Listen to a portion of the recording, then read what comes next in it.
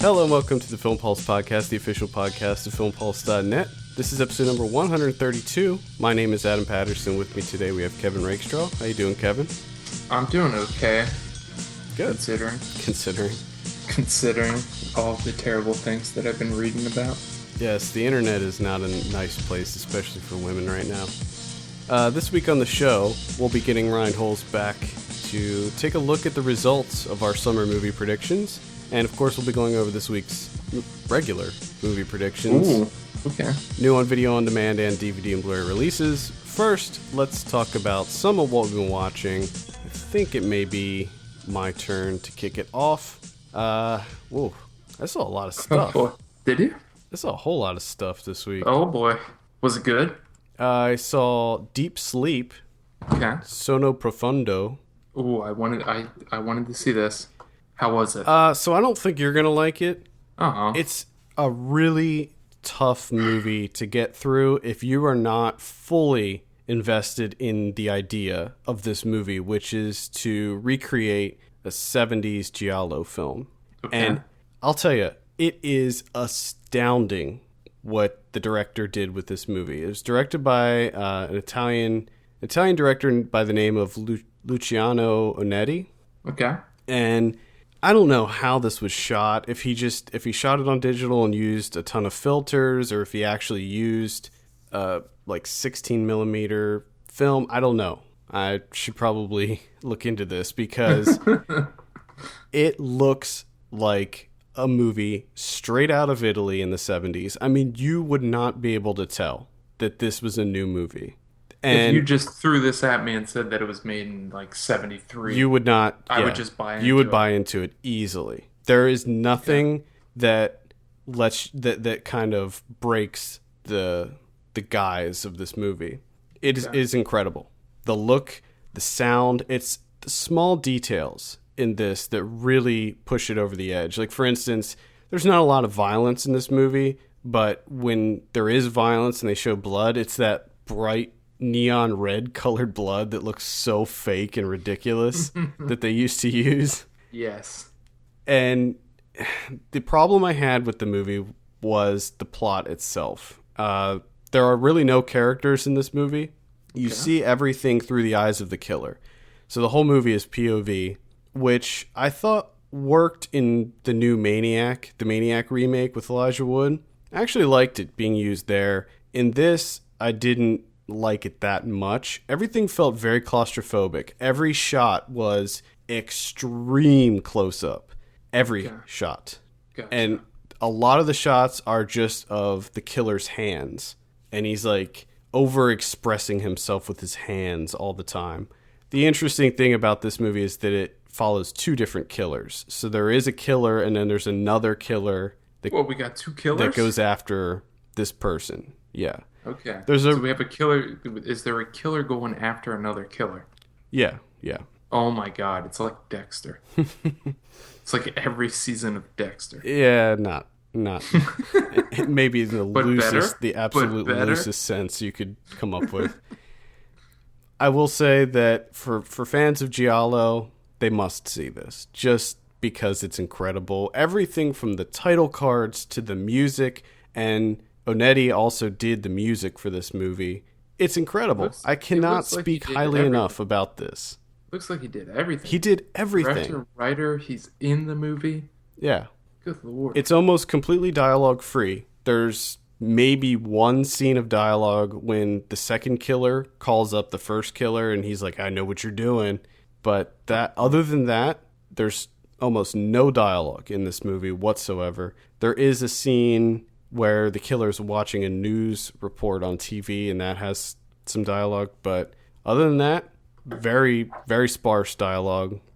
And that's another thing that I think will turn off some people. This is an extremely polarizing film. Not a lot of people are going to like this movie. I'm still extremely interested. Even though you said from the outset, I don't think you'll like this. I don't think you're going to like it, but I think that it sounds so damn interesting. Yeah, I think that you could appreciate it. And if you haven't heard of this movie, check out the trailer, and it'll give you an idea of what they're going for. I did like the trailer. Yeah. Basically, the trailer is what you get. It's just 66 minutes of that. Okay. I I'm okay with that. Yeah, it's a short movie, but it felt long. Like I was ready for it to be over. There's a very interesting twist that happens at the end that I'm still not really sure of, like how it ends. It gets really confusing at the end because you never get to see the killer, and the complete lack of dialogue makes things a little confusing. Okay. All right. But it's still a light recommend for only for people that are into giallo movies, Okay. because I am a huge fan. I love Mario Bava, I love early Argento, so this was kind of right in my wheelhouse. And just watching it, I was astounded at how they did it. It was that in and of itself is worth checking out. I'm gonna say from but everything that you said, it feels like I could like this movie, but even if I don't, I can respect it, Exactly, and that's the thing. which which tells me that I need to watch it. Yeah, I I'm in. I I'm in. and this is, I believe, available now, and you can get it on DVD. They are coming out with a VHS release of this. Oh boy. Yeah, so that's cool too. I think it is on video on demand too. And there was one other thing. Oh, in my review, which you can read on the site, I did a full review of this. I compared it to Beyond the Black Rainbow. It had the same kind of feel to me, where it was most certainly style over substance, and Hmm. it's just, if you can get past that, then you will like it. Because I liked Beyond the Black Rainbow just for the visuals and the music alone.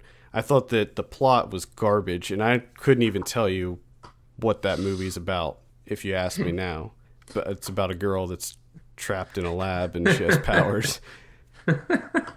That's I have to admit that's one that I need to revisit that I one. would like to revisit that one too. And this one I will also like to revisit at some point, just because now that I've seen the end, I'd like to rewatch it and pick up the clues and things that happen throughout the movie. But man, you you have to see this movie. It's something else. And I don't know why, as far as I can tell, we're the only people that are covering this movie. There's like no coverage of this movie whatsoever. It completely fell under the radar. Yeah, which doesn't make sense because it seems like Jello's kind of making a It is. comeback. It is. Yeah. You have the strange color of your body's tears. There was one that I started, haven't finished yet, called Tombville, which, oh boy, you have to check that one Oh, I out. definitely will if it's Oh, Giallo oh, inspired. it is like art house horror to the T. It's something else. Oh, I definitely will. Um, there's also The Editor, which is the new Astron 6 movie. That's a Giallo inspired movie as And then well. you had what was the Toby Jones one? What was that Barbarian Sound Studio? Mm-hmm. Yep. Yeah, That come one's. on. What's going on here? Why is no one talking about I don't Sonno know. I Profondo? don't know. I don't know if it just didn't have strong marketing, or if it didn't screen many places. I don't know. But Yeah. it's out now. So if you are into Giallo, I will implore you to check this out, because as far as the Neo Giallo movies, I did that in air quotes. Oh, look at you. This is definitely one to look into. Oh Again, shit. again, very light on character and plot. Not a lot going on in this movie. A lot of it will frustrate you, and you'll just be like, okay, this is getting a little bit ridiculous. But at the same time, it honors those Giallo movies, warts and But, all. You know, but look at you coming up with genre labels. I didn't come up with You're that. like no, you're like a full-on critic I didn't come up with that. coming That's up with empty genres. I love it. Yeah. Well, that's what I do. Post giallo. Yeah. So look it up, Sonno Profondo, or it's translated to Deep Sleep. So if you're looking at it on Letterboxd, I think that they might have also changed the title on IMDb to Deep Sleep, but Okay. you'll be able to find it. It's got a really cool poster as well. All right. And I feel weird following that up with On My Way, which is a road trip movie starring Catherine Deneuve, directed by Emmanuel Berco, and wherein you had a lot of nice things to say about Sonno Profondo. Hmm. I don't have much. to say about this one, other than the camera work towards the beginning for like the first third of the movie, maybe half. I'm being generous if I say the first half. He tries so hard to keep it interesting. There's a lot of great uh what the fuck are they called? Camera Hold shots.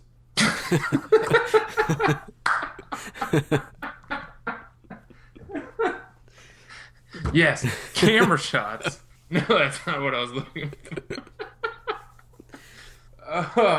for. Those ride-along shots. I don't know what they're actually called. Like, you know what I mean, where you're following like In someone the driving car? in their car. Yeah. Yeah, and the camera's the one in the car in front of. There, there's a lot of interesting shots that try really hard to keep this movie interesting, but after like the halfway point, it just all disappears. There's an instance where they do the Duplass brothers like quick zoom in and then they zoom out and they like readjust the focus and everything. Uh-huh. And then immediately after that point, all the interesting camera work is gone. Like they just drop it. And I don't know why they do this, but as soon as they do that, you're just like, oh my God, this movie's terrible. It's just like, why am I watching this? So Catherine Deneuve plays a restaurateur and terrible mother slash grandmother who, after finding out that, she's been sleeping with this married man, he wants nothing to do with her. So in the middle of the lunch rush, she just leaves, gets in her car, and just drives off, which is kind of relatable to everyone. You want to do that throughout your workday. But Except I work from home, so it'd just be it'd be me like leaving the house, going to grab a bite to eat. so maybe not relatable to everyone, If I know what you mean. but for people that don't work at home, kind of relatable, except that we're not having affairs with married men, some of us. And so she leaves, right? And what does she do? She goes to a bar, she starts drinking with some people, and she ends up sleeping with this really young guy who is fucking clingy as shit. So that's the first thing that she does. And then she ends up picking up her grandson. They go on this road trip. It turns into this road trip movie where she's the absentee grandmother reconnecting with her kid. And it's just all types of awful. And just, there's nothing redeeming about this at all, except for the camera work in the first third, maybe half of the movie. Outside of that, everything is awful.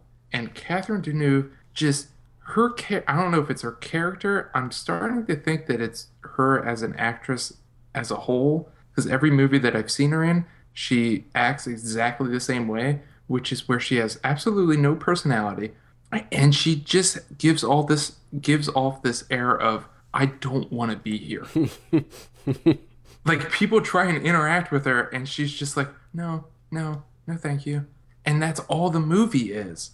And then there's these big grandiose fights between her and her estranged daughter, and there's nothing, there's no resolution or anything. They just stop having their argument, and then it moves on to something else that's just completely hollow. I don't understand this film at all, and I implore you not to watch it. Sounds like Don't. you were trying to describe Tammy. It's like Tammy, but with no attempts at comedy whatsoever. There's a point where they stop at a gas station and the kid wants to get, which, by the way, the kid in this movie, for the longest time, I could not tell if it was the grandson or the granddaughter. A little androgynous. Yeah, turns out it's grandson. He wants a pair of sunglasses, which, by the way, are pretty kick-ass sunglasses. So I can understand why he wants them. But she says no because she has no fucking money because she's terrible with everything. So he throws a hissy fit and just leaves. And then she's like running around trying to find her grandson. And in that small instance, it felt exactly like The Vanishing. And I was really hoping that it would go down the same narrative path as The Vanishing. But it doesn't. She finds the kid, and then they go on to do stupid, meaningless things. Wow. Yeah, it's awful. Okay. I saw Jamie Marks is Dead, which just came out on VOD. Premiered at Sundance. I didn't get a chance to see this, but I'm kind of glad I didn't see it at Sundance because I was not into this movie. This is a movie that's kind of interesting, and I'm sure that this has cropped up in your watching where after you watch it, you're like, man, that was so close to being a good movie, but it just didn't quite make it there for you for whatever reason. Yeah. This is a movie about this kid who is bullied, mercilessly bullied, and he winds up dead. And his ghost appears to this kid and kind of follows him around, and he ends up becoming friends with him. With the ghost? With the ghost, yeah. Okay. And it's based on a young adult novel. And immediately, and I didn't know that before going into this. Had I known that, I'd be a little more apprehensive about seeing this. That being said, this doesn't really feel like a young adult adaptation. This is a very dark movie. There's a lot of... I mean, it's a bleak-ass movie. It's completely colorless. It's depressing. It looks amazing, though. I will give it that. The cinematography in this movie is top-notch. It looks awesome. But isn't that kind of like disheartening to know that most young adult novels nowadays are just so bleak? Yeah, it is. And hopeless. And this one more so. This one more so than the others. This is a very sad. I don't know what this is rated, but this was felt very adult. And it's just like the main kid at the beginning, his mom's played by Liv Tyler. She gets hit by a car, becomes a paraplegic. They're having money problems. Oh, goodness. And then she befriends the woman that was drunk that hit her and made her paraplegic. And she's like hanging out at the house. She's played by Judy Greer. Hanging out at the house like all day. And like she becomes best friends with this woman that put her in a wheelchair, which is odd. And this is a weird movie. It's a very weird movie. I believe Brian Tallarico, the critic, he writes for Roger Ebert, but I think that for this movie, he wrote the review at Film Threat. He said that it's like an art house version of The Sixth Sense, which I can totally see that. It's almost as if, I'm trying to think of like another filmmaker that I could compare this to, like maybe Greg Araki. Like if you've ever seen I have Doom not. Generation, where it's just kind of bizarre in how the characters act towards one another. And I just wasn't on board. Like the one thing that Jamie, who's the dead kid, obviously, he's always asking the main kid whose name's Adam, he's always asking him to whisper things in his ear. He's like, that's kind of weird. And yeah, just the way he acts, he's just like, oh, can you whisper something in my ear? And that's how he talks. He's like really soft spoken. And What's the point of whispering in his ear, though? I'm not really sure. Is that what keeps his spirit alive? Like, is he fueled by whispers? I don't really know. It's just a bizarre little movie, and it's hard for me. I guess I could say it's like a light recommend. I didn't really enjoy myself while watching this movie at all, but it looks great. It's got some good performances, even though I wasn't really on board with the actions of the characters, because to me it'd be like I would shit my pants if I saw this ghost and he was following me around, and he has the ability to go from closet to closet, so he can pop out of Adam's closet and then go back in the closet and pop out this other girl's closet. Okay. And it's not a horror movie either. It's more of a drama that has just supernatural elements, but it explores the idea. So why is he bullied? Do they ever discuss why he's bullied? They don't really discuss it. I think that they sort of allude to the fact that he may have been gay. I was gonna say, because with the whole closet thing, Yeah. it immediately makes me think that he was gay. There were a couple moments where I was just like, I think they're gonna... And the fact that he's like whispering in my ear. Yeah. I think that that's what they were alluding to, but it just didn't really mesh with me. I just really wasn't into it. It was competently made. Like I said, the performances were fine. It's just the characters really weren't there for me. and the way that they acted towards one another was really weird. Again, sort of like Greg Araki in Doom Generation, how those characters acted towards one another, where it just seemed unnatural. It was very melodramatic as well.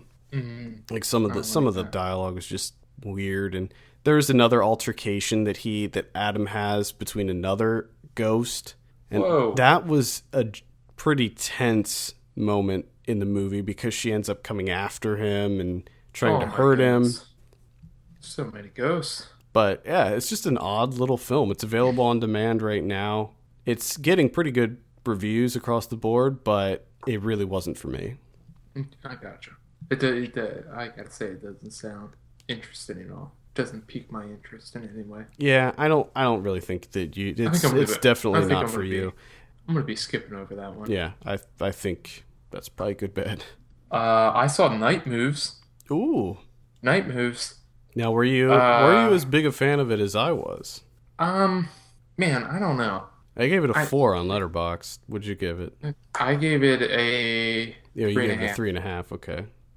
To me, this is, okay. She's known for her threadbare narratives. Okay, like there's no surprise there that Night Moves contains a threadbare narrative. I was a little surprised by it. I thought that, judging from the trailers, it looked more like a thriller. Yeah, it's definitely more accessible than her other films. I'll give it that. But the difference between this movie compared to her other ones is with that threadbare narrative, there's usually like all this room for like thoughtful ruminations about whatever the narrative is. And this one, there's just nothing really. Like if you just break it down to the story, there's nothing. There's nothing beyond surface level. Well, I think that it seemed to me that the main focus of the movie wasn't about what they were doing or why they were doing it. It was all about the repercussions and how those characters deal with what happens. But even then, like the way that they deal with it it's uninteresting.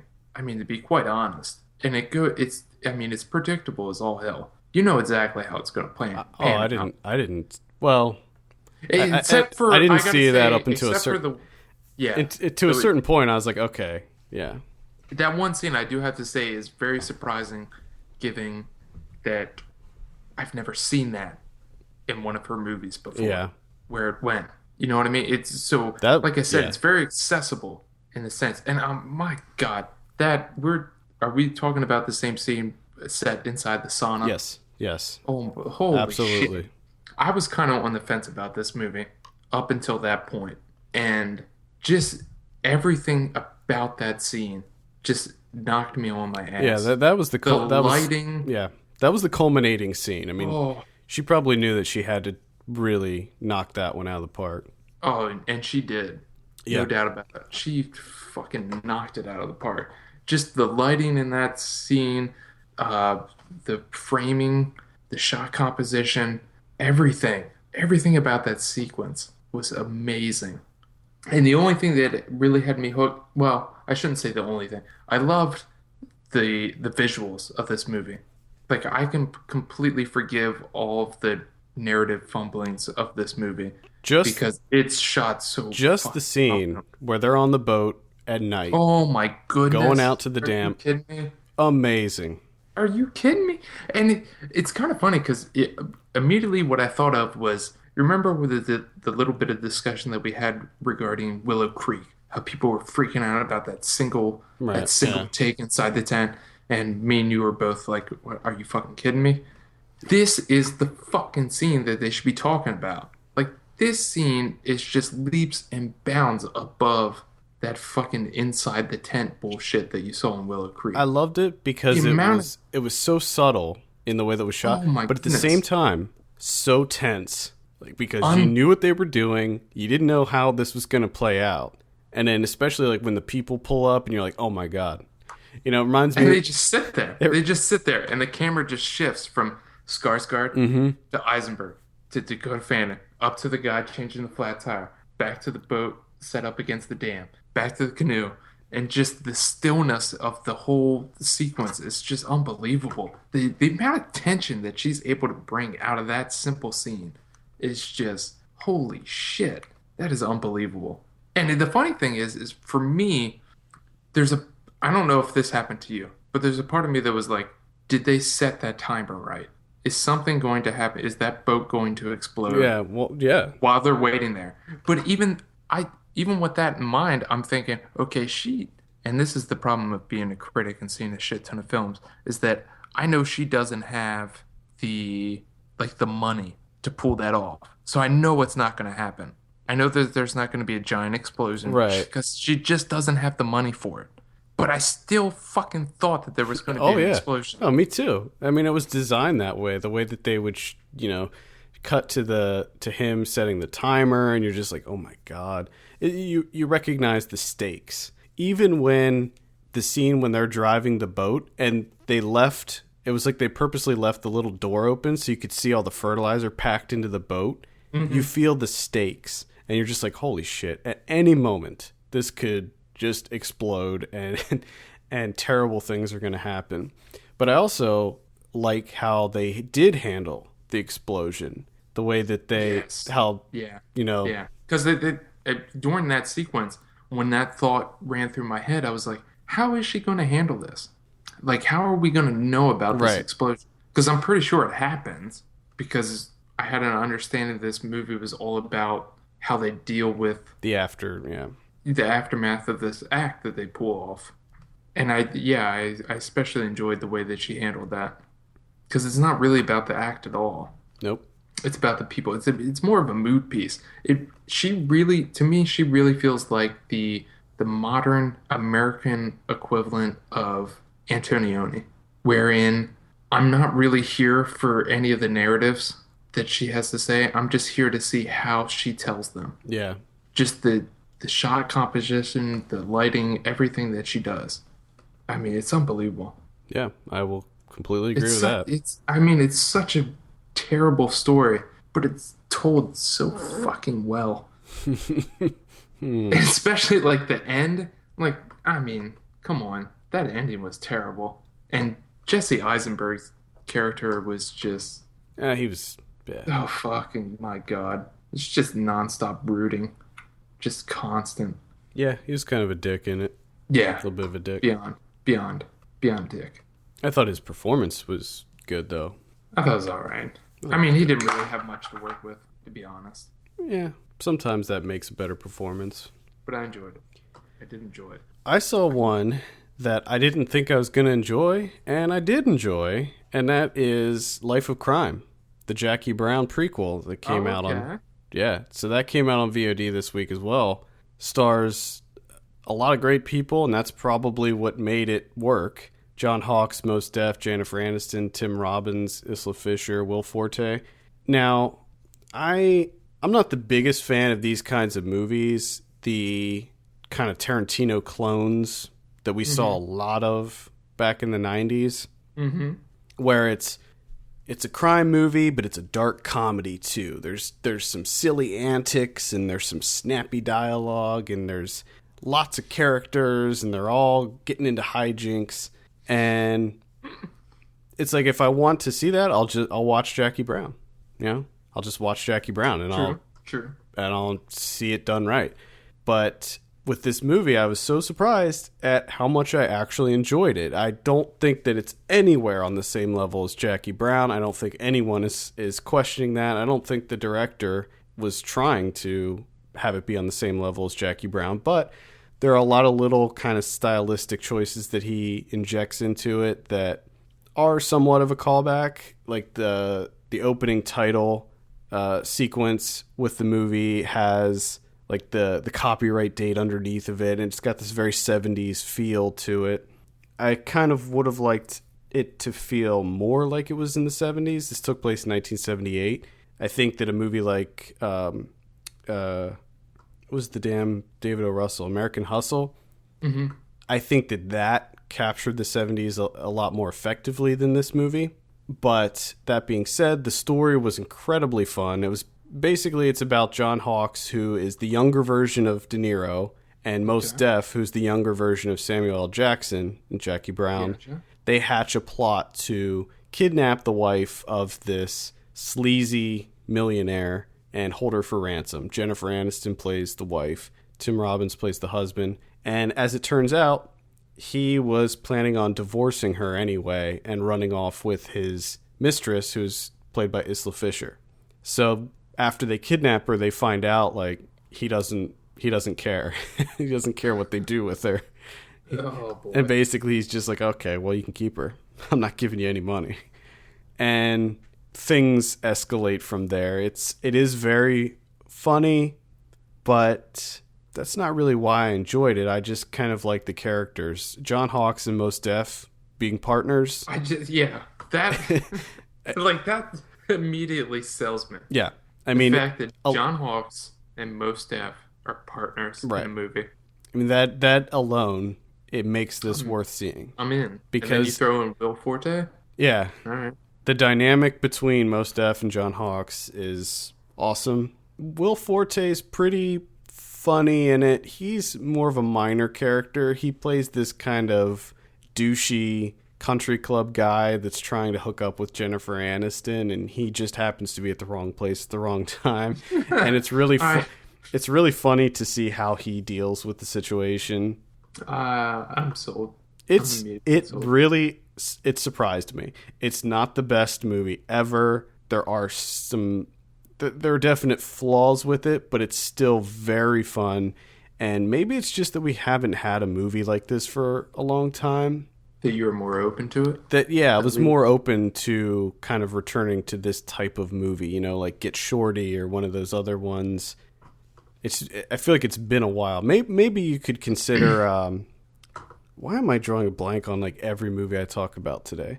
I'm doing the same thing with camera shots. So Seven Psychopaths is what I was thinking of. Okay. Seven Psychopaths definitely has that vibe to it as well.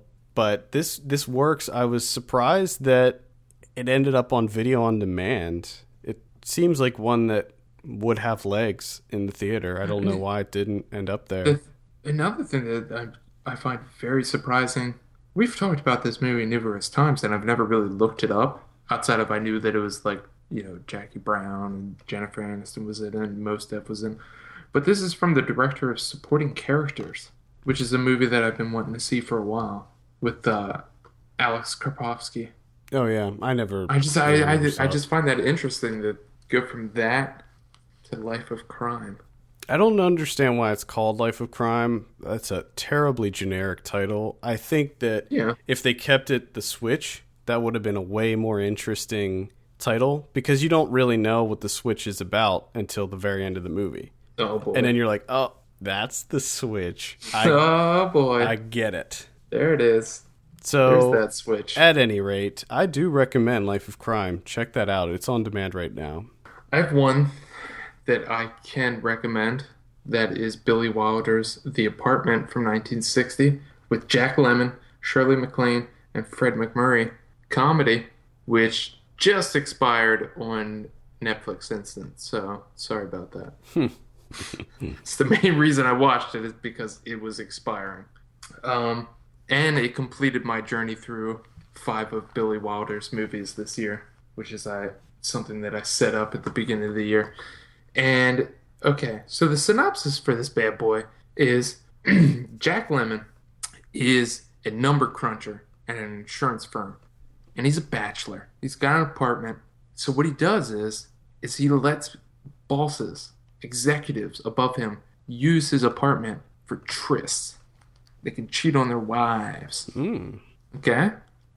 And that's how he gets ahead at the insurance firm. And he ends up getting a big promotion, and the guy that runs the entire insurance firm starts using his apartment.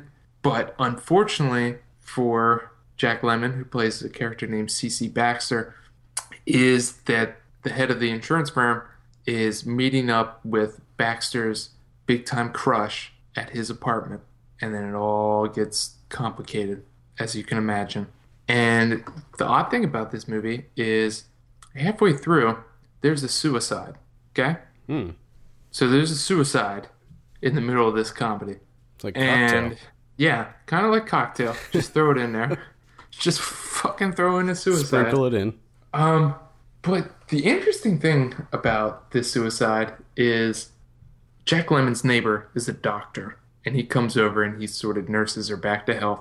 And the way that he nurses her back is he makes Shirley MacLaine vomit everything out of her system because she takes sleeping pills, and then smacks the shit out of her. Yeah. I mean, just fucking hardcore backhand and open palm smacking on the face. And then force feeds her 2 cups of piping hot coffee. I mean, coffee right off of the stovetop, just shoving it down her throat. And apparently, that's how you nurse someone back from a suicide attempt. Which, I mean, in his defense, it does work. She does come back. So you can't really argue with him. But it's just like out of nowhere, just fucking backhand straight across the face. Just really jolted you. And Shirley MacLaine is unbelievable in this movie. I gotta say, she is the high point of the apartment. I could have just watched her all day. She's never Her not char- good. I haven't seen much of her, to be honest. Especially like early Shirley MacLaine. Yeah. I haven't seen a lot of her work, but man, I gotta rectify that situation quick because she was outstanding in the apartment. Lemon, on the other hand, I've always been a fan of him, but in this movie, he overacts a bit too much. Like he's just constantly mugging the camera, and it's just a bit too much. He's just trying too hard, it feels like.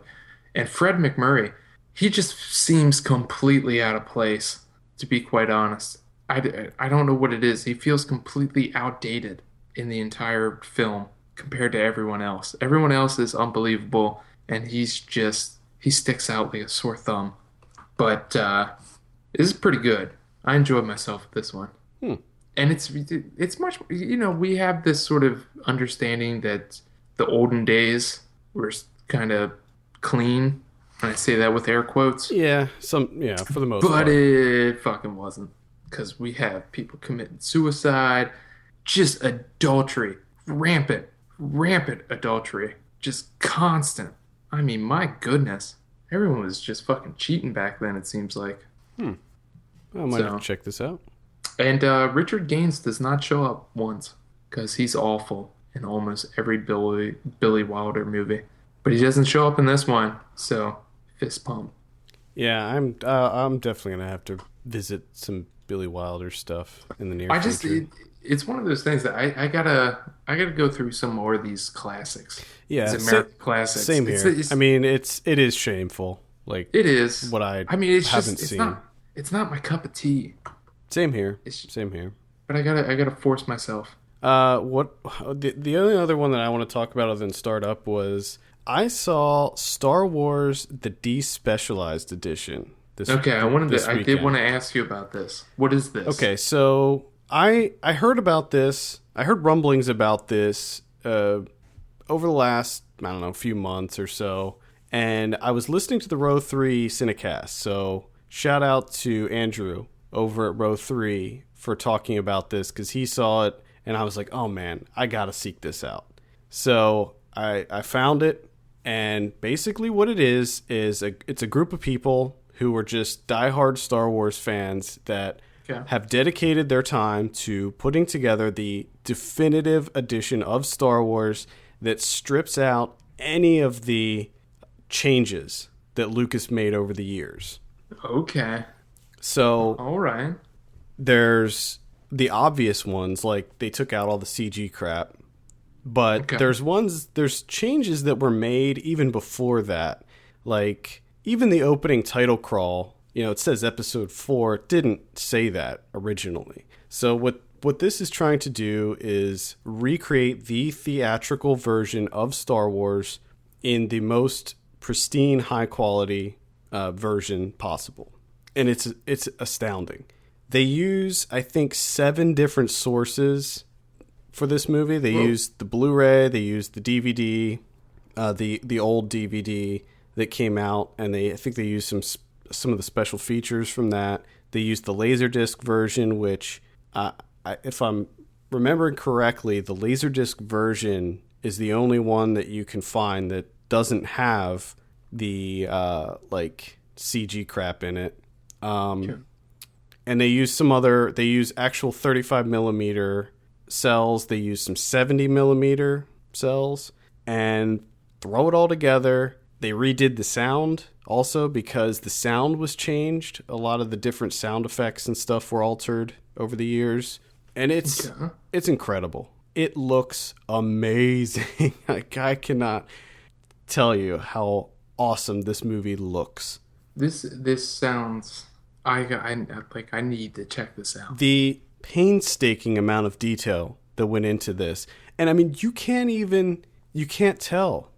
There's like maybe one thing that I noticed where I was like, okay, clearly that was from like a VHS or something, some poor copy but other than like one little tiny scene, you cannot tell, and it looks incredible. It is super high definition. The file, this video file is 20 gigs. What? Yeah, it is huge. Wow. And they've been coming out with different versions of it. They've been adding to it and fixing. I mean, they've even gone through color correcting it.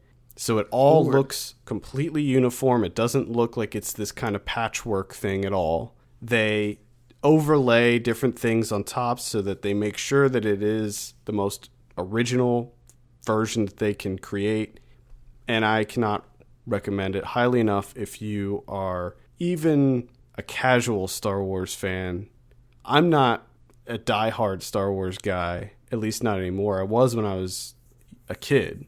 Yeah. But this was such a treat to watch. And I watched it with my girlfriend. She was loving it. I mean, it was just because we've never seen it. Even as kids watching Star Wars, the ones that we saw on VHS, those were still altered. So it's like I've never seen like the actual theatrical version of this movie. So it was really incredible to see it. The way that you get this is a little bit tricky. So because it's not, up on the up and up. This isn't like an officially licensed thing or whatever. It doesn't have approval from Disney or anything. So you got to use some back channels to try to track it down. But do some searching online and you will be able to find it. They're currently at version 2.5. That is the latest version. Oh. And so I'm going to look for the other ones too. I think that they are working on despecializing the other ones. I don't think they're as far along, but I think that they're on like version 1.5 or 2 on the other ones. So I will be seeking those out as well. It sounds fantastic. It's I want to get in on that. Yes. All right, let's go ahead and talk about Starred Up. This is now available on video on demand. I feel like this is another movie that probably did get some sort of limited release, but yeah, a little bit. It's directed by David Mackenzie, stars Jack O'Connell and Ben Mendelsohn, Rupert Friend. I have a synopsis here. A troubled and explosively violent teenager is transferred to adult prison where he finally meets his match, a man who also happens to be his father. Oh, boy. Now, Kevin, what did you think of Starred Up? Well, I have a review up on the site, so you can start there. Oh, yeah, you wrote a review, so I'll start. Sorry. Yeah. I forgot you. Yeah. I forgot you. Yeah. Fucking right. You know All how right. long it took me to write that goddamn review?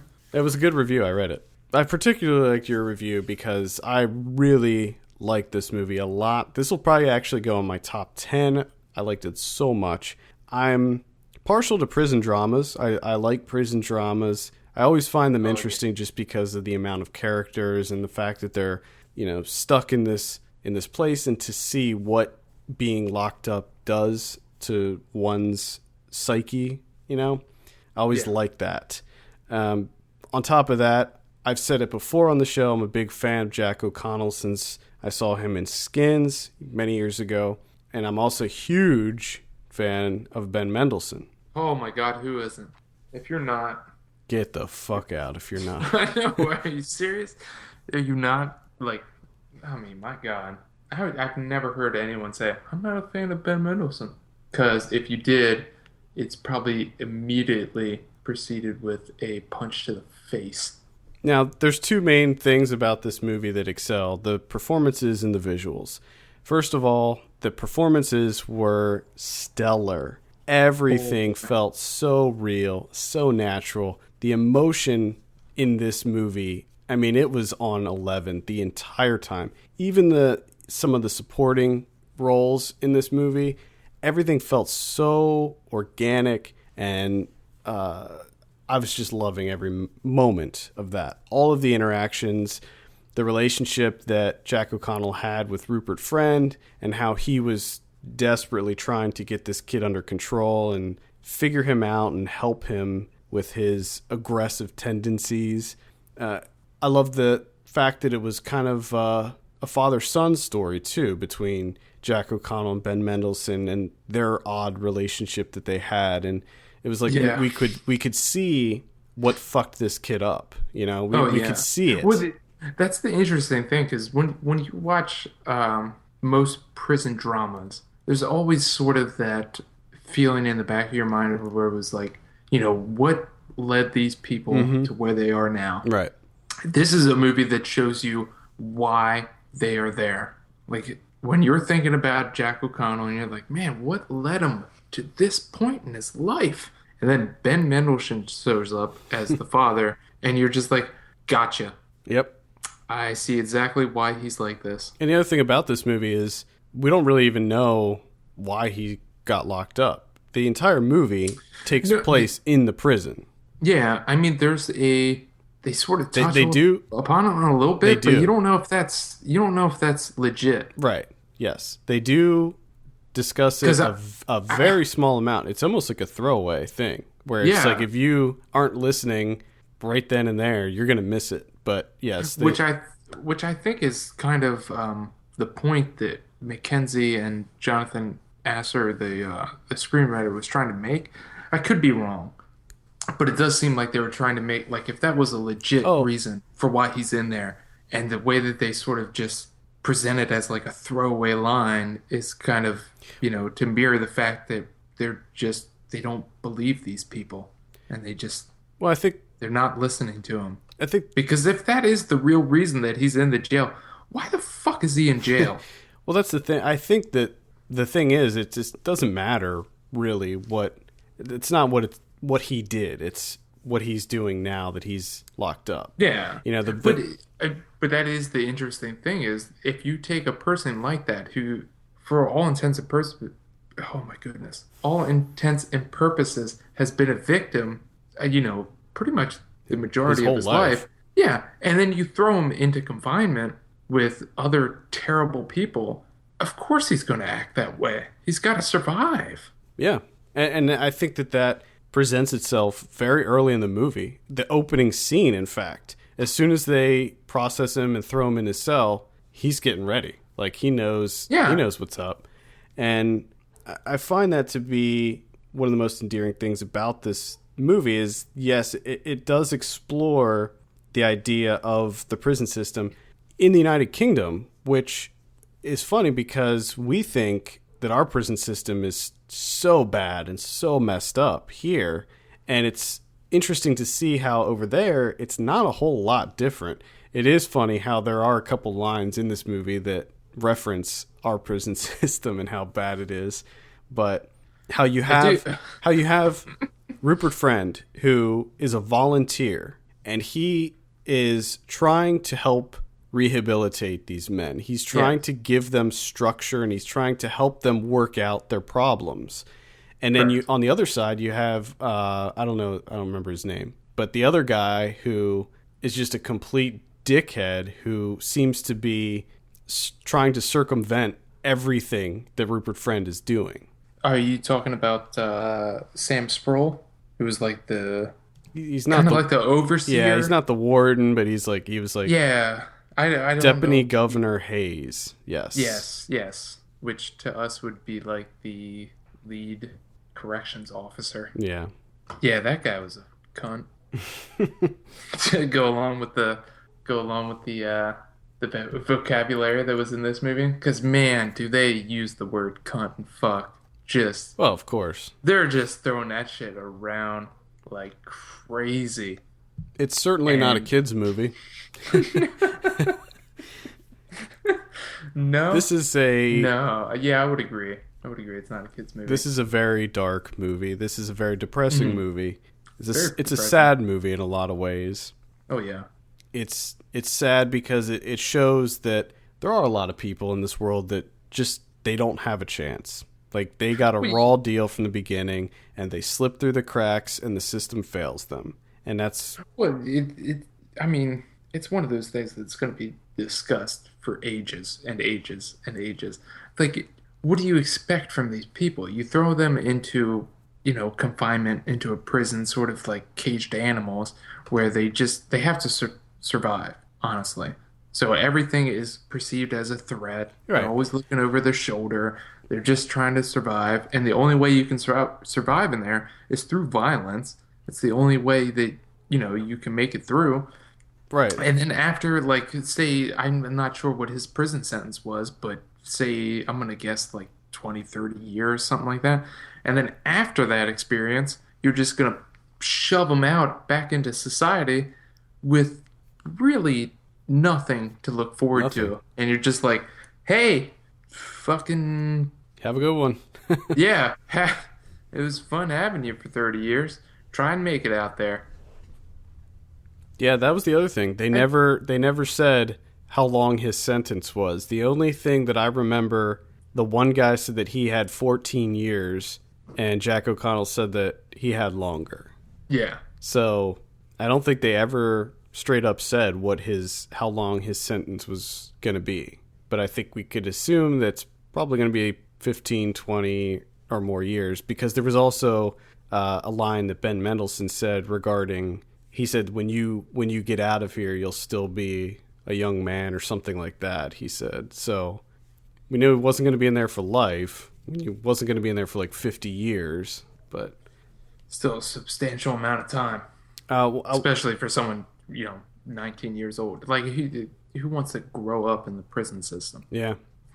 It's not the ideal place to grow up. Yep. There's not many coming of age films set in prison. And this really is a coming of age Yeah, it story is. because the man he is when he enters prison is completely different than the man he is at the end of the film. And I think that that's another really interesting thing that they do in this movie is to show the development of him as a character, largely due to Rupert Friend's character, who I think that they abandon a Well, this little. is this is kind of interesting because Rupert Friend's character is based on the screenwriter himself, Jonathan Asser, who himself was a like prison therapist for 12 years. This is based on his experience. And I forget what prison it was at or whatever. They just dropped his program. It just boot done. Right, and So it sort of mirrors his experience where it's just dropped, and that's just done. yeah, and that's what I was going to say. That's what happens when you're in prison. People come and then they go and they're gone, and that's Yeah. it. I maybe would have liked a little bit more closure with him, but I understand that the entire movie was set in prison, so that if you had him like at his house Yeah, upset sure. or something, it would have worked. Yeah. So I do understand it, but man, they just dumped him real quick and he No, was they gone. did. And which was the a shame because I thought that those were my favorite moments was Jack O'Connell interacting with the therapy group. I loved all of those scenes. Yeah, it was great. It's just everything felt, fresh and just It was. laid back. I think a lot of Just it. e- I think a lot of it was just due to the fact that you're rooting for him. Like And then he started to like turn the corner, yeah, and these guys were really helping him. And like yeah, like you said, you're really rooting for it, and then you start to see the progress, and you're like, yes, this is what I want. Come on, we're going down the home stretch here. And then the guy's Rupert Friend is just dropped, and you're like, oh fuck, yep, and what's gonna happen now? yep. It's sad. The other thing I wanted to touch on was the cinematography in this movie. I thought it was great. There were so many little kind of nuanced things in this movie, specific framing and shots that I thought looked so awesome. Just There's one scene in particular where it's like they just keep the camera fixed on the revolving gate thing. Oh yeah, at the At end the end, and I was just with like, the wow. with the sound of it. Mm-hmm. Mm, And there were a lot of it's like good. kind of artistic shots in this movie that I didn't I expect. One of my favorite things, and this is kind of small, but where he was in confinement, just in his cell, just alone, and the camera would be fixated on the window, which I took as like, a sliver of hope, Yeah, and the they would light show coming him through the, pop. He would and then pop yeah, in and out of the frame. he would pop in and out of Love the it. frame, either doing push-ups or Yeah, whatever it was. Whatever he was doing was just sort of occupying the time that he was there. I enjoyed that. yeah. It wasn't I The only thing that I really have against this movie is the ending. The ending just sort of went into this like Hollywood type feel for me, where Mm, everything's like working out the way, the guard coming in and Ben Mendelsohn knocking him out. And just as soon as that kicked off, I was like, oh, I don't know about this. But I mean, it's a like a minor misstep for this movie. yeah, It's really the only thing that I can complain about. I wasn't bothered by that at all. It didn't feel very Hollywood to me, especially at the very end where things are still kind of open ended. I mean, he's still in prison. Yeah. He's still gonna have a shitty life, and he's gonna have to deal with the repercussions of everything that happened in there. Yeah. And it is very interesting that nothing happens to anyone else Well, yeah, besides that was what. Mendelsohn and O'Connor. Yeah, that was one of the big Because surprises. It's like, that's how can they get away with that? I mean, that's because crazy. they run a fucking Oh prison. yeah, You can get away with anything. yep. That's what it is. That's what it is. So, what But did I do you? have to say, even though I wasn't a big fan of the ending, like everything that happened at the end, the thrilling moments of it, I do have to say that it was exceptionally shot the way that they did it. I loved the lighting and everything of it. Oh yeah, And this is a movie of performances. The performances in this film are just they're top notch. oh yeah. Like I said, emotions run high in this movie, and they're Like it's incredible. well, like you said, like you were actually familiar with Jack O'Connell. This is the first time I've ever seen Jack O'Connell. Oh, I don't. I haven't watched Skins. I don't know any of the other movies that he was in. What? I don't think I've ever seen him. Wuthering Heights. Oh, that's right. Okay. Yeah, he was in that. He wasn't really in that too much though. Actually, I don't know if he was in. Was he in? No, wait. He might have been in not the same one. I think it was the same Was it one. that one? Because I know he was in one of them, but I don't know which version. He does kind of look familiar. Well, he was in. Did you see This Is England? No, I haven't seen that yet. Oh I do man. want to see that. Oh jeez. Oh, stop fucking laying it on me. Jesus. Oh jeez, Kevin. Oh, okay. I saw him in Harry Brown, which I don't think he was. I don't think that was a big role I don't even either. remember him in that. No, this is a different Wuthering Heights. Yeah, I think. This is one that immediately upon seeing the poster, I'm glad I have not seen. Well, either way, yeah, he. So I've seen it. I've seen him in one thing, and presumably he got shot in the face by Michael Caine. Yeah, But holy shit, yeah, Jack Connell's ready, dude. he's gonna blow up. You know he's gonna blow up. He stars in that Unbroken movie, the one that's directed by Angelina Jolie. So if this doesn't Okay, if this doesn't make him blow up, then that certainly will. this has to. Also, he's in 71, which looks really good. It does look pretty good. Plus, all the performances from the therapy group. Oh yeah, they're Those great. guys were It's fantastic. great because there was a lot of comedy in it, but it was that kind of uneasy comedy where they're joking 1 second, but you know damn well that at any moment any one of these guys could snap and it could and just they it could and go they sideways. they usually do. Yes. They usually do snap, and it turns into a whole fucking thing of macho peacocking, Mm-hmm. puffing them feathers out. I enjoyed this one. As far as like prison dramas go, I mean, it's kind of predictable, let's be honest, but it's pretty Well, fantastic. sure. I mean, the prison drama, it can Yeah, only there's go not so it can only there's go not so many. many ways. Yeah, there's not a lot of ways it could go. I mean, a lot of times with prison dramas, we're trapped. We're trapped as Yeah, much as they are. yeah, it's kind of the same thing I talked about with like Godzilla. There's only so much that you can do with this premise. It's prison. Guess what happens in prison? People beat the shit out of each other. No, and that's the They thing. try and become better people. Sometimes they do, sometimes they don't, Well, and they just survive. that's why I think the prison lends itself really to a lot of good opportunities with movies because you can make it look visually appealing and you can put out some really strong performances with a decent sized cast.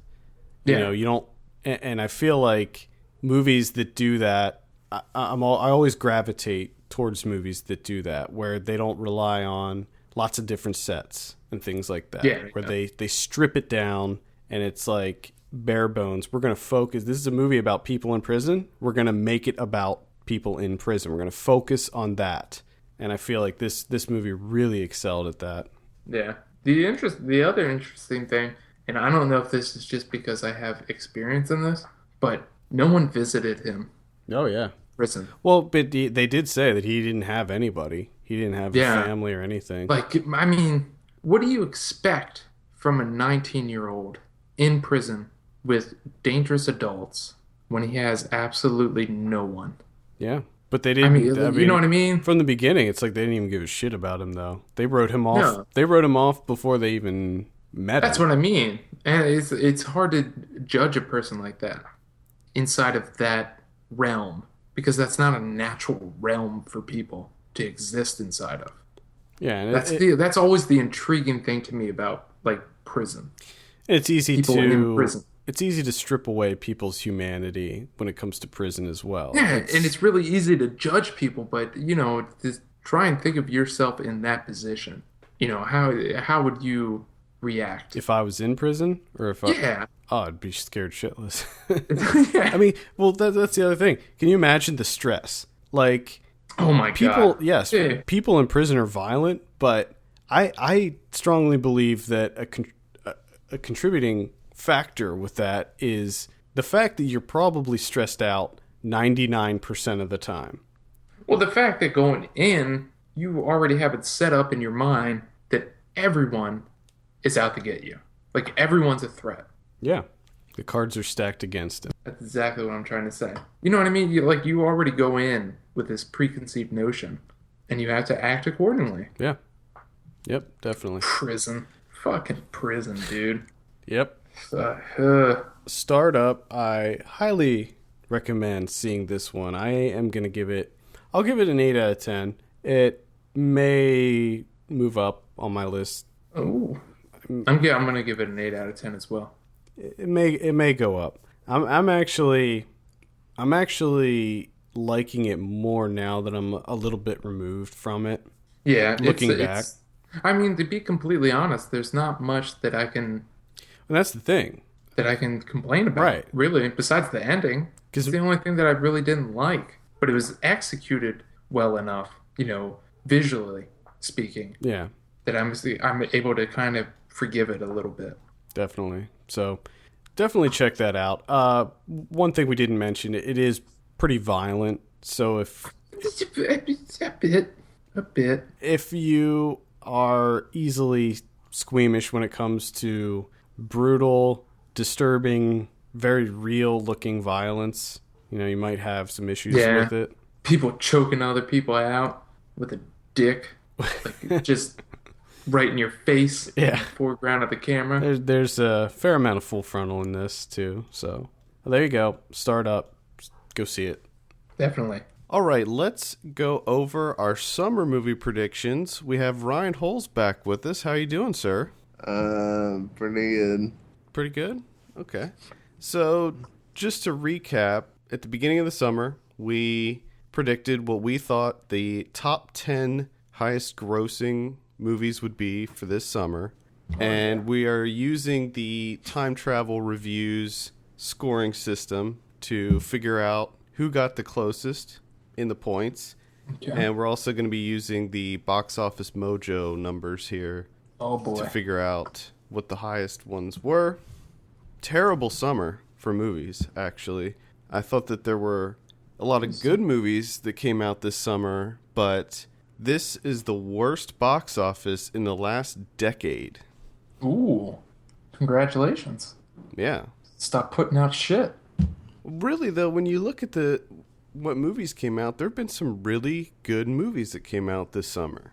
I mean, I think Guardians of the Galaxy was fantastic. Godzilla was pretty good. 22 Jump Street was good. X-Men Days of Future Past, Dawn of the Planet of the Apes, How to Train Your Dragon 2. And you're done. No, How to Train Your Dragon 2, Neighbors, Edge of Tomorrow. These are all excellent movies. Now, you would even, I guarantee, if you gave more of those movies a shot, you would like them. I know, but it's a whatchamacallit there. There's so many movies like that. People are just getting tired of the same thing. Like Edge of Tomorrow. What is that, like the 7th sci-fi movie?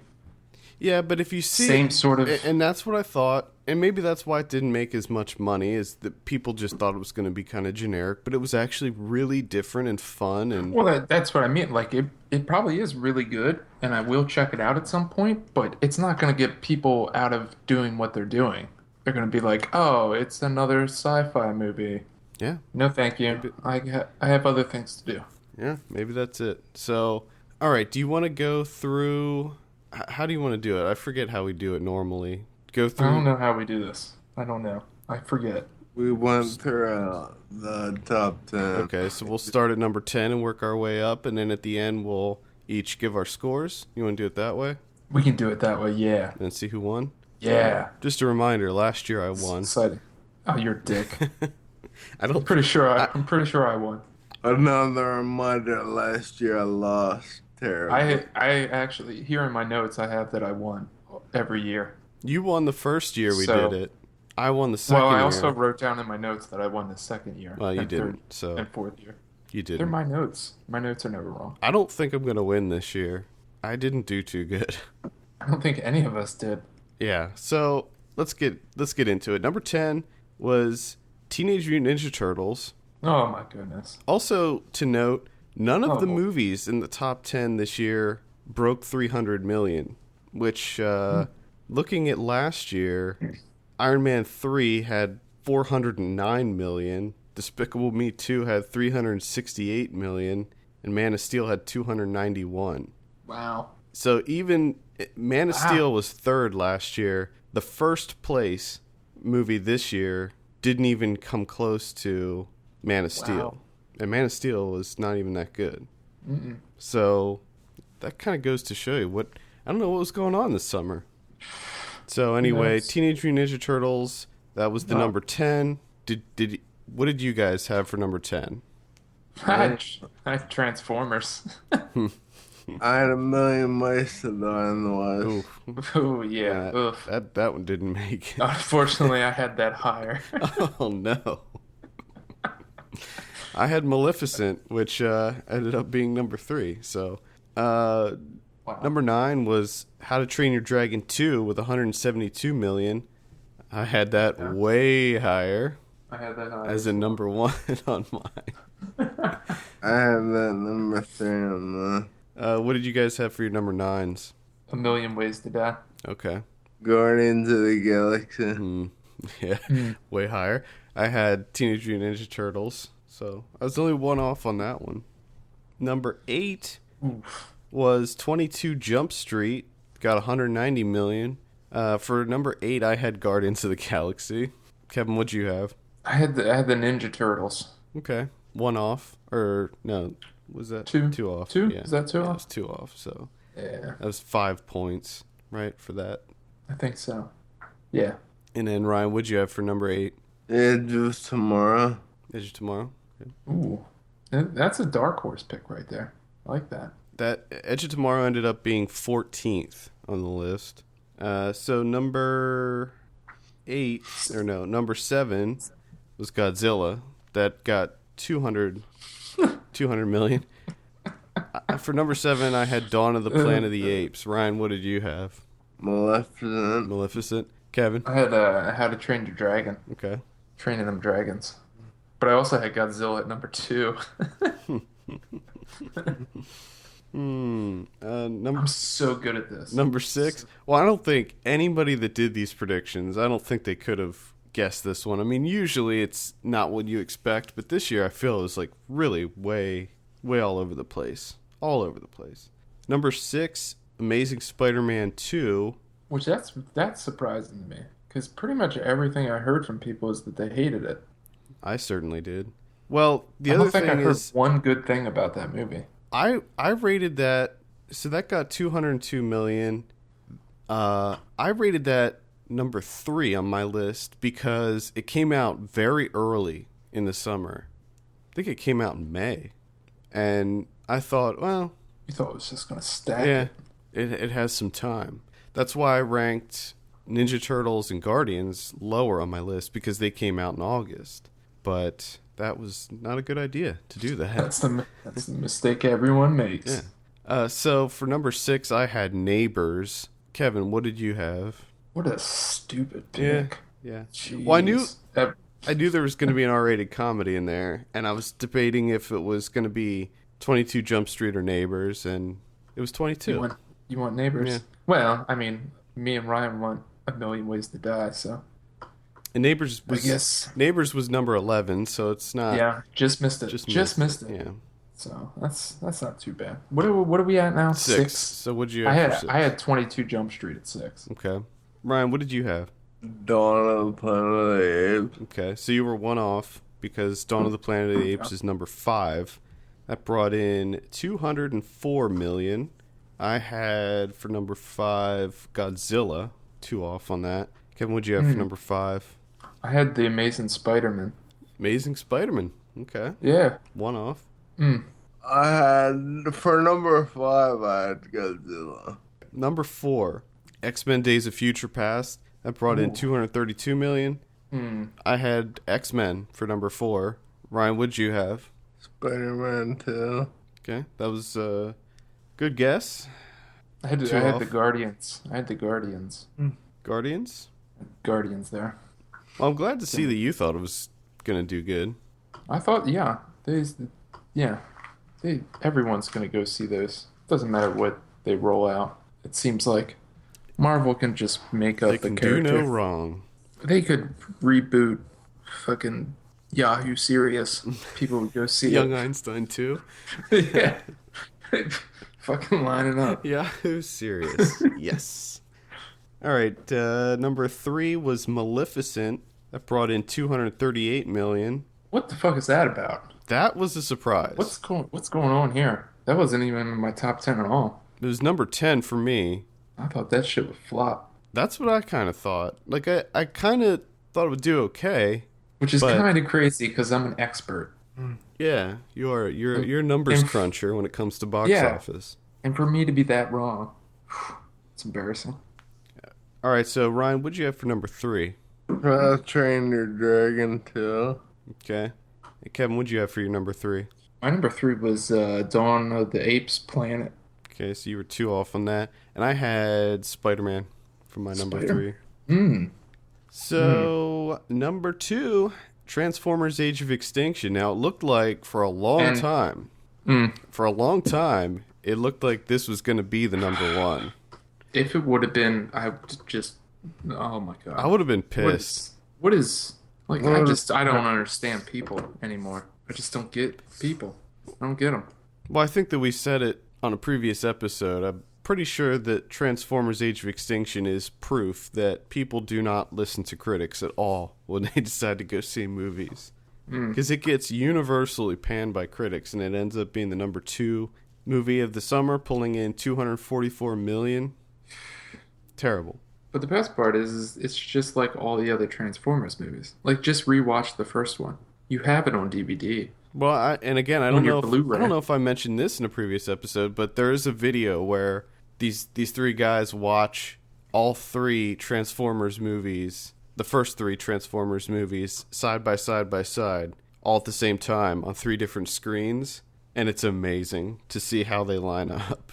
Yeah, they have like the same rhythm to all of them. Yeah, well, they're structured the exact same. Yeah. I mean, even Plus, like the story beats are the same, the action scenes happen at the same time. It's ridiculous. Like you're just going into it like, okay, these giant robots are gonna like destroy buildings and shit. Like, oh man, I can't wait to see that again. I think if this summer's taught us anything, it's that people are now expecting more than just People are expecting the same thing over and over again. Just keep giving it to them and they'll fucking eat it up. I don't think so, because a lot of people saw Transformers, but they also hated it. Yeah, but they said the same thing about the first three. That's true. Exactly. They're gonna say the same damn thing with Transformers 5. Well, I'm really hoping that this summer kind of jumpstarts the whole blockbuster thing. Restructuring is necessary with these summer movies. Maybe. I don't think it's gonna happen though. I guess we'll But see. I'm generally never optimistic about anything though. This was like kind of the shitty year. Next year is going to be when it gets huge. Next year we got really big movies coming out. And next year in 2016, those are going to be huge. Because we got like Star Wars, we got Avengers 2, we got new Captain America, Batman v Superman. We got some huge ones coming out within the next 2 years. Anyway, number 2, Ryan, what did you have for number 2? X-Men. X-Men, okay. Kevin, what did you have for number 2? I had the Godzilla. Godzilla, okay. I had Transformers, so it was one of the 2 that I had right on the money. I did not have any. Ryan, just to give you a heads up. Did you have any that were right on, Ryan? No. All right. Well, look who's gonna win. Probably not. I mean, you can still win with. Well, we'll go over it here in a second. Guardians of the Galaxy was number 1. That brought in $274 million. That pleases me to see that. I was really, because when that opened, it was the biggest opening weekend for August ever. And then the very next week, I think it was the next week, Turtles came out and beat it. And I was like, oh my God. Turtles. If Teenage Mutant Ninja Turtles ends up making more money than Guardians of the Galaxy, I will be pissed. Turtles. Come on. Because that movie sucked. Another thing that I was happy that Guardians was 1. Another pleasant surprise was Lucy at 13. Yeah, that did really well. I like that. Did you also like that The Fault in Our Stars was 12? That one I'm about. Like, I'm okay with that. I almost put that in my top 10. I'm glad I didn't. I almost did too. I'm surprised it wasn't higher, to be honest. It's one of those, I think that with a lot of those young adult things, they hit the ground running and they start off really strong and then fizzle out really quickly. Yeah. Like they come and go really fast. So number 1, Ryan, you had Transformers, right? Yeah. Kevin, what'd you have for your number 1? I had X-Men. X-Men? Okay. And I had How to Train Your Dragon 2. Ooh. Big mistake. That was a terrible choice. Well, it should have done better. It should have done way better than number 9 because it was really good. Excellent movie. I don't really know what happened with that one, honestly. You got to remember, excellent movies do not make money. Okay. I think that there is some sort of correlation there. There's exceptions to the rule, but I think it's generally the better the movie, the worse money it makes. I think Guardians of the Galaxy is a good exception, but I think Guardians of the Galaxy was my favorite movie this summer as far as blockbusters. I'm going to see my favorite movie at 1 second here. I only saw 2 of these. I only saw 2 out of the 10. That's it. Ryan, how many did you see out of the 10? 1.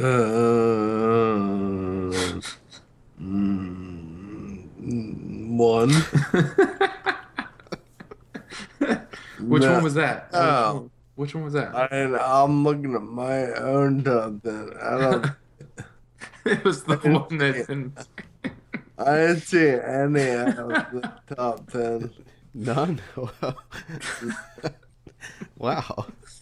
You got some movies to watch there, buddy. Yeah. Phew. I saw 8 of the 10.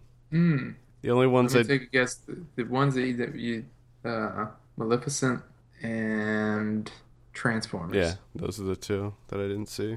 I don't like going out in public. Yeah, dude, you love it.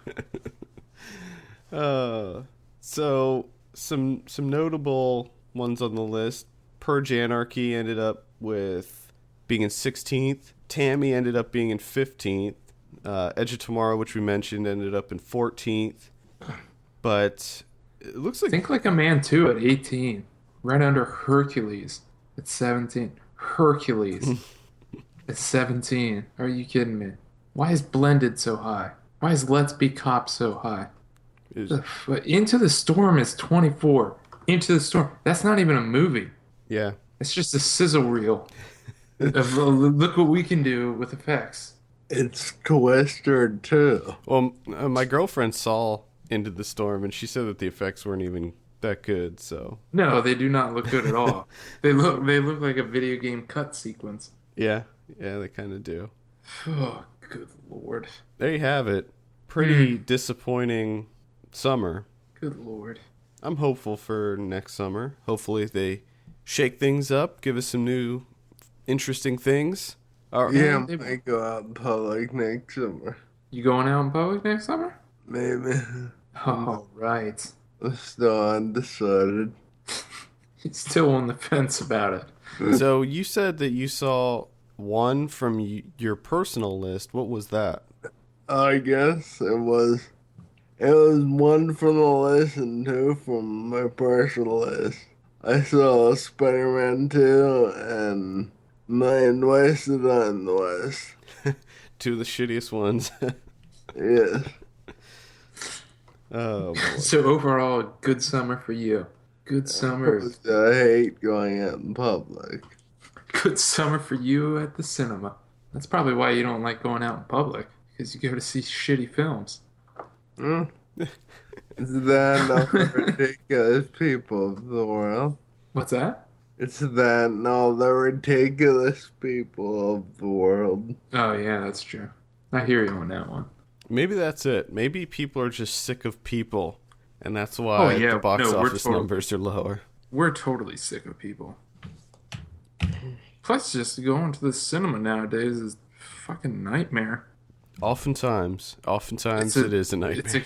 It's expensive. The experience is awful with your fellow citizens. This summer is the World Cup too. Yeah, you got the World Cup going on. I spent a month watching soccer. That's true. That's right. Yeah. I don't know if that would impact box office numbers, though. It doesn't really, but it impacts my ambition to do anything else. All right, well, let's calculate these numbers. Ryan, let's get these scores. Ryan, we'll start with you. What was your final score? 38. 38? Kevin, what was your final score? I got you by 1. I got 39. I had 49. Oh, you fucking dick, and you're like, oh, I'm not going to win. Well, I thought I did, compared to last year, I thought I did pretty bad. Shut your face. So, how many did you guys have on your list that were not on the final top 10? 2. Kevin? I had 1. I only had 1. And then I had 2 that were right on, which... That's what did it. Those were 10 points each. So I had Transformers and X-Men right on. I only had 1 that was 1 off, and then I had 4 that was 2 off, and then 4 that were on the list. 4 that were 2 off. That's not bad. I only had 2 that were 2 off. I had 1 that was 1 off, which is 7 points, and then 1, 2, 3, 4 that were just on the list. I think the real story is that I got last place again. You're damn right, buddy. But your list, really though, your list this year was better than the other 2 years that we did this. Your list was pretty solid this year. You might have had it this year. You almost brought it home, buddy. Almost did it. So they had counting horseshoes and hand grenades. God, I wish that it's like such an old man saying that you just did. It's that country wisdom that he likes to spin. Oh my god. Do we have any final thoughts on the summer overall? How was your, not just looking at the big blockbusters, but how was your guys' summer of movies in general? Looking at, the indies and all that stuff. Soccer. World Cup. These are all about World Cup. I would say all the other movies that I saw, other than the 10 that are listed here, are infinitely better than the 10 that are listed here. And just looking at all these, it's just like disaster porn. Like, oh, buildings and ships and shit being destroyed with a loud soundtrack. Like, they all sound the same. I'm glad to see that the Ghostbusters 30th anniversary re-release is 75th on the list. And that may seem low, but that came out just this weekend for one weekend only. And it made $490,000. That's pretty good. Like, I just like to see that. I saw a lot of really good movies this summer with Boyhood. I saw that before, but it came out this summer. Snowpiercer came out this summer. Obvious Child, which might make it to my top 10. Calvary. So there was a lot of good movies. The Rover, Life Itself, Cold in July. I'd like to see I Origins. Haven't seen that yet. We Are the Best, The Double. There's a lot of good movies. Yeah, a lot of good movies came out this summer. A lot of good ones. A lot of good ones on there. Start Up. Most of them did not make money. Yeah, unfortunately they didn't. I mean, Snowpiercer got 49th, which is pretty good considering it was released on VOD. And of course, a lot of these go to VOD either before they hit theaters or day and date, and those numbers aren't represented here on the Box Office Mojo list. These are just theatrical numbers. So I think Snowpiercer made quite a bit of money on video on demand. Oh, I'm sure. I think that was arguably one of the biggest video on demand releases to date. Yeah. When you have like a big budget sci-fi movie like that hitting video on demand, that's a good sign. And it's got a lot of stars in it as well. All right, there you have it. The summer of 2014. Any closing thoughts, Ryan? World Cup. Hmm? World Cup. Ryan wants more World Cup. What about soccer movies? Did you see any soccer movies this summer? I saw that stupid fucking Hooligan Factory?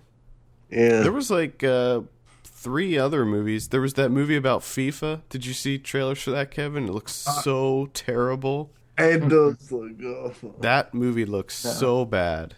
There's that movie about FIFA, and then there was at least 2 documentaries that came out that I didn't see. And then Hooligan Factory, Goal of the Dead. You should check that one out, Ryan. Zombies and soccer. You can't get much better than that. Damn I right. was disappointed. It's extremely long. No. And it's like done in 2 parts.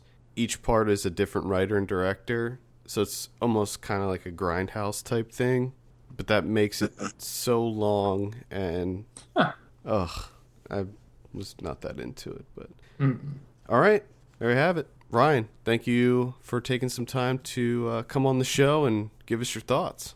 Back to the World Cup for me. He's just gonna sit in the darkness for the next 4 years.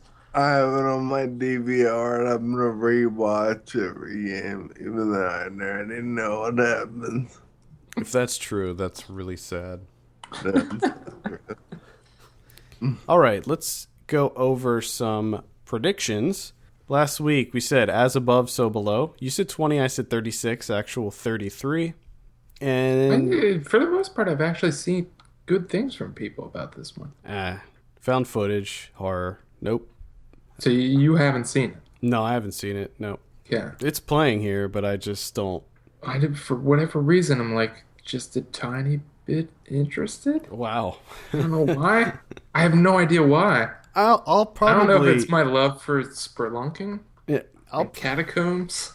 I'll probably check it out because I do like movies that take place in caves and getting trapped in caves and that type of thing. So I'll probably check it out when it hits VOD or Netflix, but I don't need to. It's not one I need to see in the theater. No, I'll wait until it shows up on Netflix then. So. Yeah. The November Man, you said 15, I said 20, actual 36. Yep, not interested.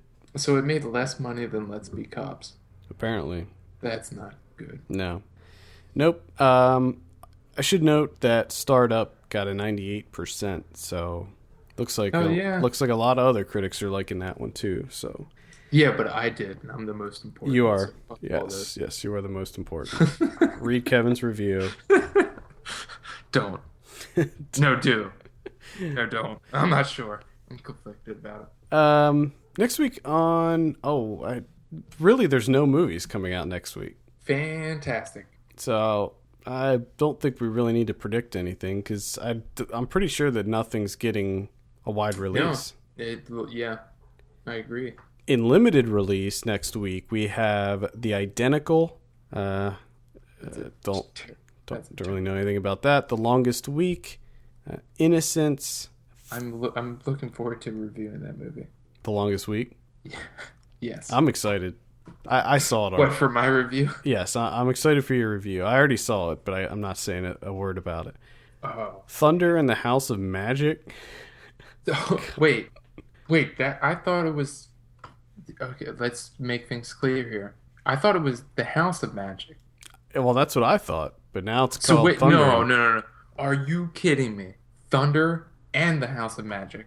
Yeah. It's the title of the movie. Yep.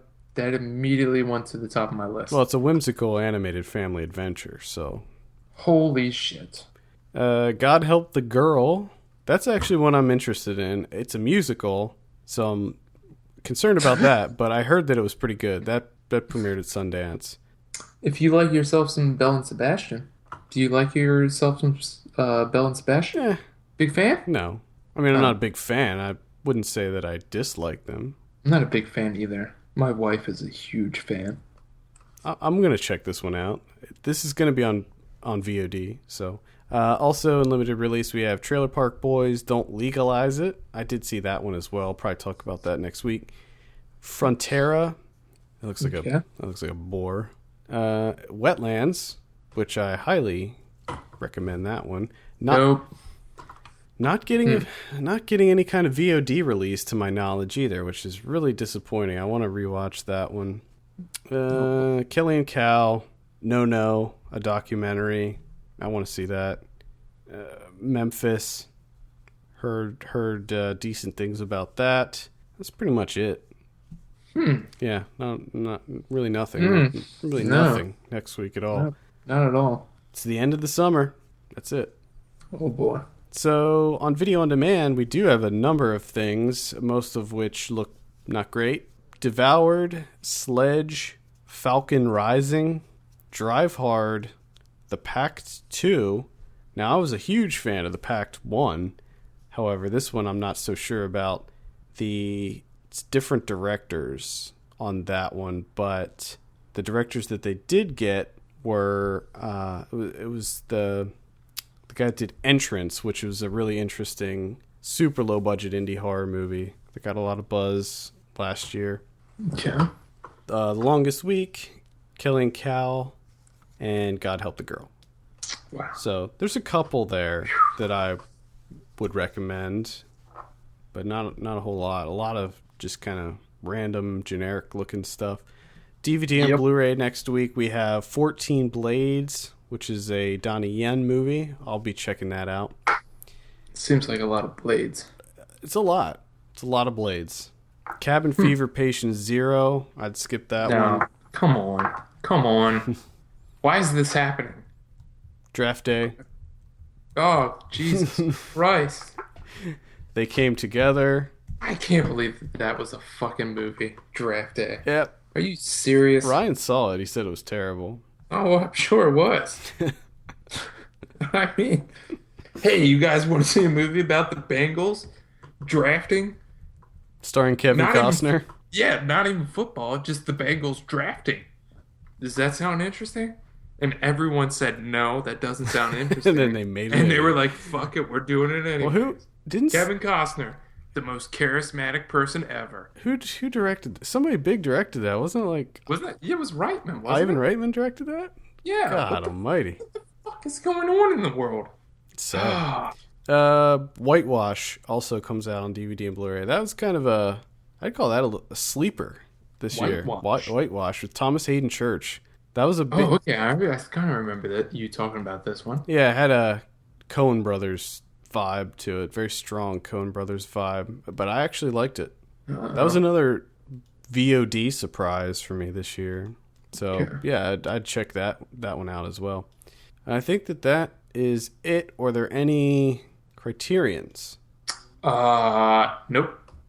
Nothing. No Criterions. Nothing on Criterion. Okay. Yeah, you don't want to fuck with that draft day release. No, you gotta dedicate. You dedicate an entire Tuesday to draft day. Are you kidding me? Do you think you're gonna sell any DVDs with draft day starring Kevin Costner coming out? You're not. Okay. I want to know where. Be smart and just wait. I want to know where people go to buy Blu-rays these days, because let me tell you something. When the Raid 2 came out, I was all about it. And I don't buy a whole lot of Blu-rays these days. Okay. But I was like, the Raid 2 came out today. I got to go pick it up. I go to Best Buy. It's nowhere to be found. I go to the Blu-ray section on Best Buy, and it is the saddest looking piece of shit section I've ever seen in my life. There's like 4 movies on each row, on each shelf. And it's just... Are the majority of them Private Benjamin? No, that's probably in there somewhere. Did that get a Blu-ray release? I have no idea. But it was just a complete mishmash of stuff. And so I was disappointed. I couldn't find it anywhere. So I go to Barnes & Noble, and I was like, I might have some better luck with Barnes & Noble, because they have the Criterion section and stuff, and they might have a better selection. I find it on DVD there. Yeah. Nope. And at least at Barnes & Noble's, you have a guy or girl that's their job. That's their area. Yeah, so I find it on DVD. However, I have to ask the lady. I'm like, hey, did you get the Raid 2? Because it was on their little sign that said new releases. And she's like, oh, yeah, let me find it for you. First of all, she goes to like the sale rack that's up at the front, where it's just like a jumbled, there's no organization. So right off the bat, you're like, you don't know what you're doing. It's just a jumbled mess. And she finds the Raid 2 in that jumbled mess on DVD. And I was like, oh, do you have it on Blu-ray? And she's like, oh, no, I only got 1 copy in, and I sold it. I was like, you got 1 copy of this movie? Like, what the fuck? So then I end up ordering it on Amazon. You got to pre-order that shit from Amazon.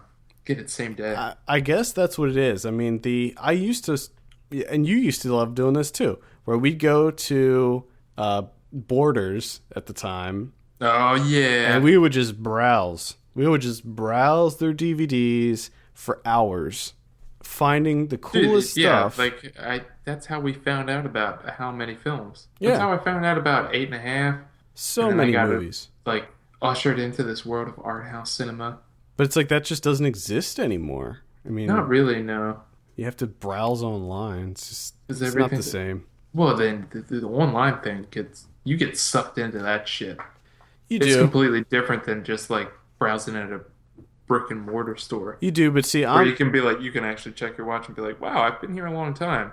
It was light outside, now it's dark. I should leave and do something else with my life. On the internet, on the other hand, you get sucked in for like 3 days and you don't sleep for 3 days. And it's just like, I'm Amazoning right now. Please do not talk to me ever. But the other thing about that is I never trust what I'm ordering, because I'm a perfectionist when it comes to the version that I get, and the if there's any cracks in the case, any tears, anything like that, I freak out over. So that's the one thing about online shopping that I don't necessarily like. But whatever, I guess that's something I have to deal with from now on. Well, fuck you, Best Buy, I think is the moral of the story. Oh, Best Buy is the worst, dude. Best Buy, if you're listening, go fuck yourself. I tweeted at Best Buy about how horrible they were a couple months ago, and they replied and they were like, what happened? And I was like, your customer service is horrible. And I had to deal with, I needed to buy a new headset this week, and I was like, you know what? I'm going to do in-store pickup, because that's Because I know if I go there, they're either not going to have it or I'm not going to be able to find it and nobody's going to be able to help me. Well, that's always the best thing about those places. Is you know, talk to the employees. The employees have no understanding of the place that they work at all. It to me, it really feels like they just pick people, they scoop people off of the street that morning, Yep. and like, hey, you're going to be employees for the day. Just if people ask any questions, just make it seem as though they're interrupting your day and they're assholes, and then they'll just leave. Yep. So anyway, I did in-store pickup and I'm waiting in line for like 20 minutes. I get up to the line and they go, "Oh, we moved our in-store pickup over to the other side of the store." And I was like, "What?" I was like, "There's no signs. There's nothing. I always had to come here to pick up my stuff. Now you're telling me you moved it?" And I walk over to the other side of the store and there's nobody even there. Oh my God. It was ridiculous. Anyway. Oh, that's amazing. Just terrible retail. Ugh, just so bad. All right. I think that will wrap it up for the day. Be sure to send us your questions. Podcast@filmpulse.net is the address. We'll be sure to answer them on the show. Follow us on Twitter @FilmPulseNet and @FilmPulseKevin. And be sure to rate us on iTunes. We appreciate that very much. For FilmPulse.net, my name is Adam. And I'm Kevin. And we'll see you on Thursday for Ryan Watches a Movie.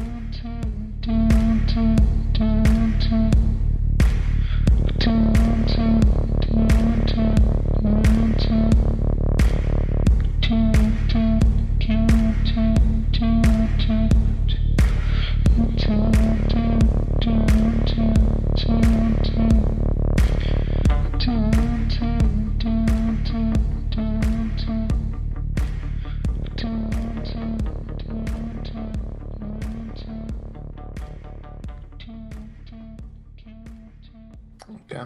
I had the Amazing Spider-Man. Okay. Are we stuck in a time loop here?